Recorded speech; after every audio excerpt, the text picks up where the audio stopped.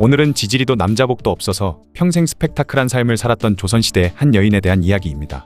그녀는 아버지와 시아버지, 남편, 아들, 손자까지 일찍 죽거나 아니면 자신의 목숨까지 위협할 정도의 엄청난 일을 치렀던 인물들이죠. 오늘 이야기할 인물은 바로 인수대비 한씨입니다.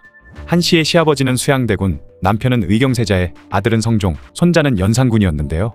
그래서 어릴 적부터 죽을 때까지 온갖 사건 사고에 휘말리는 인생을 살았죠.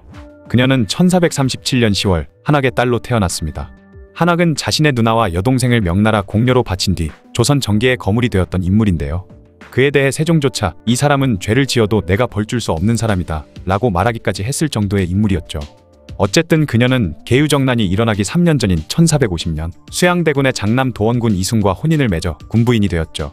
이때부터 그녀의 위험천만하고 스펙타클한 인생이 시작된 것입니다. 그녀가 군부인이 되고 얼마 안 가 시아버지이던 수양대군이 쿠데타를 일으켜 왕위에 올랐고, 남편이던 도원군은 왕세자에 봉해졌고, 한씨 역시 세자빈이 되었죠. 만약 실패했다면 목숨이 10개라도 모자랐을 판에 다행히 쿠데타가 성공하면서 그녀는 살아남을 수 있었던 것입니다. 어쨌든 한씨는 남편 의경세자와 굉장히 금슬이 좋았다고 하는데요. 남편과의 사이에서 이남 일녀를 낳았는데 월산대군과 명숙공주 그리고 훗날 성종이 되는 자을산군이죠. 이대로 시간이 흐른다면 자신은 왕비가 되고 자신의 자식들은 남편 의경세자의 뒤를 이어 왕이 될 것이 분명했습니다. 하지만 운명은 한씨의 편이 아니었죠. 그녀가 세자빈이 되고 난 이후 아버지 한학이 명나라에 가서 세자책봉의 고명을 받아 조선으로 돌아오는 길에 갑자기 세상을 떠나고 말았던 것입니다. 당시 한학은 강력한 권력을 휘두르던 권신이었기 때문에 한씨에게 있어서는 둘도 없는 막강한 정치적 아군이자 후견인이었는데 하루아침에 아버지이자 후견인을 잃고 만 것이죠. 거기다가 또 안 좋은 일이 벌어지는데 20살밖에 되지 않았던 남편 의경세자가 갑자기 세상을 떠나버리고 만 것입니다. 원래 같으면 의경세자의 아들이던 월산대군이나 자을산군이 다음 세손이 되었어야 했지만 결국 8살에 불과했던 시동생 이왕이 세자로 책봉되었고, 그렇게 그녀 역시 불과 2년 3개월 만에 세자빈 자리를 아랫동서에게 넘겨주게 되었죠. 그리고 자신은 수빈이라는 비노를 받아 어린 세 자녀와 함께 궁을 나갈 수밖에 없었습니다. 이때 세조는 맏며느리였던 한씨가 불쌍해서 궁에 살도록 허락했지만 한씨는 끝까지 사가로 돌아가려 했기 때문에 세조가 불쌍한 그녀를 위해 새로 지어준 집이 현재의 덕수궁이죠. 그렇게 궁 밖에서 살게 된 그녀는 자식들의 교육을 매우 엄격하게 시켰고, 그러다 보니 세조와 정의왕후는 농담삼아 그녀를 폭빈이라고 불렀다고 합니다. 궁을 나온 이후에도 시아버지 세조와 시어머니 정의왕후를 정성껏 봉양해 서로 친밀한 관계를 유지하면서 지냈죠. 또한 그녀는 막내 아들 자을산군을 당시 최고 권력가이던 한명회의 딸과 결혼시켰고, 신숙주 등 당시 힘있는 권세가들과도 친밀하게 지내면서 여전히 권력과 밀접한 관계를 맺고 있었습니다.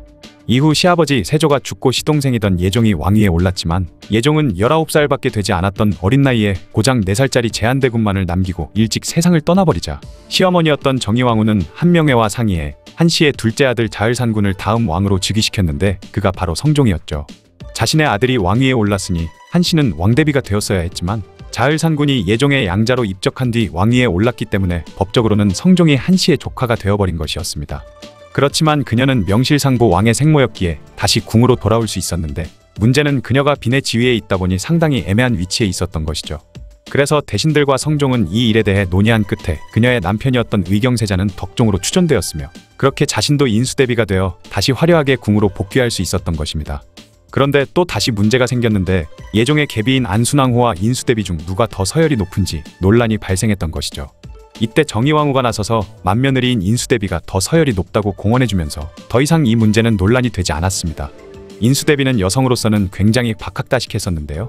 그래서인지 13살의 어린 나이에 왕위에 오른 성종을 대신해 누군가 수렴청정을 했어야 했는데, 이때 정의왕후가 자신보다 문자를 더 잘하는 며느리 수빈이 수렴청정에 적합할 것이라고 하기도 했었죠.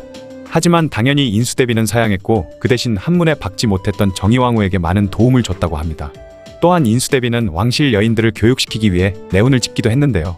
1475년에 만들어진 이 책은 여성의 덕목과 훈육에 대해 저술한 책으로 한글로 만들어진 최초의 여성 교육서였죠. 인수대비는 책을 지을 정도로 뛰어난 학식과 능력을 지니고 있었던 것입니다. 하지만 그녀는 평소 여인은 뒤로 물러나 있어야 한다라는 말을 자주 했었는데, 정의왕후가 수렴청정을 그만두고 성종이 친정을 시작했을 때도 자신은 뒤로 물러나 아무런 영향력을 미치지 않고 조용히 지냈습니다. 그러던 어느 날 조선 역사의 한 획을 긋는 무시무시한 사건이 발생하죠.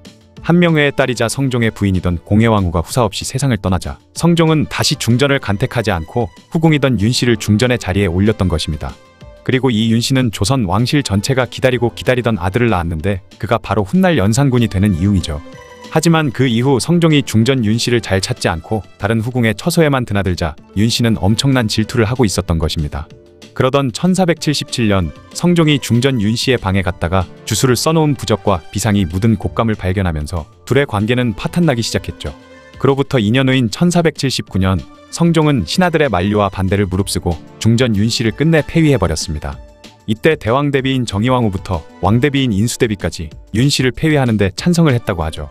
당시 인수대비는 패비 윤씨를 폐위하는 여러가지 이유를 밝혔는데 몇 가지만 이야기하자면 윤씨가 성종이 먹을 음식에 독을 넣지 않을까 염려스러워 윤씨가 지나가는 곳에는 어선을 두지 않도록 금지했다고 합니다. 그리고 갈수록 윤씨의 악함이 커지자 그걸 가르치려고 해도 윤씨는 고쳐질 가망이 없었다고 하죠. 또한 윤씨는 성종을 용렬한 무리라고 욕했으며 나쁜 짓을 저지른 걸 보고 대비들이 물으면 성종이 가르친 것이라 하고 성종이 꾸짖으면 대비가 가르친 것이라며 거짓말까지 했다고 합니다. 이 외에도 여러가지 이유를 들며 인수대비는 성종의 편을 들어주었고 그렇게 중전이 된 지 3년 만인 1479년 6월에 윤씨는 폐비가 되어 궁 밖으로 쫓겨나게 되었으며 그로부터 3년 후인 1482년 9월에 폐비 윤씨가 반성의 기미가 보이지 않는다는 이유로 성종은 그녀에게 사약을 내렸고 그렇게 윤씨는 비참한 죽음을 맞이했죠. 이 일은 훗날 연산군이 왕이 된 이후 끔찍한 일들을 일으키는 계기가 됩니다. 그리고 얼마 후인 1483년 5월에 시어머니이던 정의왕후가 세상을 떠났고 인수대비는 왕실 최고 어른이 되었죠. 그런데 아들이던 성종이 37세의 젊은 나이로 세상을 떠나고 말았는데 인수대비는 자신의 자식이 죽는 것까지 보게 되는 슬픔을 겪기도 했던 것입니다. 그리고 이후 자신의 손자이던 연산군이 왕위에 올랐고 10년 후인 1504년 1월 인수대비는 자신의 수명이 얼마 남지 않았다고 느꼈는지 문안 인사를 하러 온 신하에게 나는 이미 늙었고 죽어도 여한이 없지만 내가 만약 죽더라도 3일 안에 주상에게 육선을 올리도록 하라 라고 말할 정도로 연산군과는 사이가 나쁘지 않았다고 하죠. 그리고 연산군도 할머니인 인수대비를 위해 큰 잔치를 열기도 하고 많은 선물도 하는 등 인수대비에게 효를 다했다고 합니다. 그러나 그렇게 착하던 손자 연산군으로 인해 인수대비는 기가 막히고 충격적인 일을 겪게 되는데요. 1504년 3월 연산군은 자신의 친어머니이던 패비윤씨가 사사되었다는 사실을 알게 된 이후 분노에 휩싸여 아버지 성종의 후궁이던 정씨와 엄씨를 때려 죽이고 나서 정씨의 아들인 안양군과 봉안군의 머리채를 잡고 찾아간 곳이 바로 인수대비의 처소였던 것이죠. 야밤에 인수대비의 처소로 들이닥친 연산군은 할머니 인수대비에게 이것은 대비의 사랑하는 손자가 드리는 술잔이니 한번 맛보시오 라고 하며 안양군에게 독촉해 술을 권했다고 합니다. 이런 기가 막힐 정도로 무시무시한 장면을 보게 된 인수대비는 마지못해 허락했는데 연산군이 곧바로 사랑하는 손자에게 하사하는 것이 없습니까? 라고 하자 인수대비는 놀라며 얼른 배 2피를 가져오라 명한 뒤 연산군에게 줬다고 하죠. 그 이후 연산군은 또 인수대비에게 대비는 어찌하여 우리 어머니를 죽였습니까? 라고 말했다고 합니다. 그 이후 실록의 기록은 불손한 말을 많이 했다라고 되어 있는데요. 조선왕조실록에는 웬만한 욕들은 그대로 다 기록했지만 너무 심한 경우에는 당시 상황만 간접적으로 묘사했는데 연산군이 마지막 질문을 한 이후의 상황만 적은 걸 보면 온갖 욕짓거리를 해가며 막장 패드립을 인수대비에게 날렸을 확률이 높다고 합니다. 이후 인수대비는 무지막지한 충격을 받아서인지 불과 약 1개월 후인 4월 27일에 66세의 나이로 세상을 떠나고 말았죠. 인수대비가 죽자 연산군은 신하들에게 대비께서는 왕비 자리에 있었던 적이 없으니 왕세자빈의 예로 장례를 치르는 게 맞겠지? 라고 물었는데 연산군의 무자비한 폭력에 바짝 졸아있던 신하들도 이때는 반대를 하고 나섰습니다. 그리고 영의정이던 유수는 그건 전하의 뿌리를 스스로 격화시키는 것이옵니다 라고 말했고 그렇게 결국 왕후의 예로 장례를 치르게 되었죠.